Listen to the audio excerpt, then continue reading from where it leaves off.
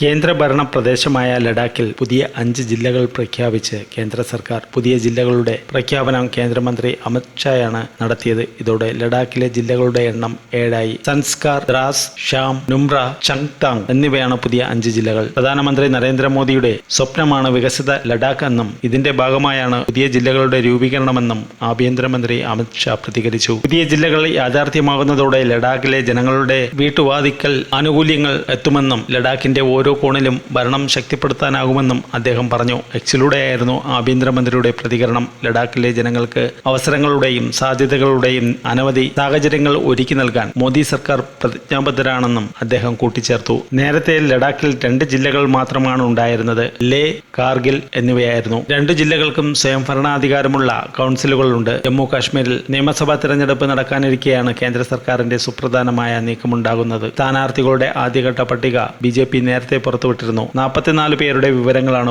പുറത്തുവിട്ടിരിക്കുന്നത്.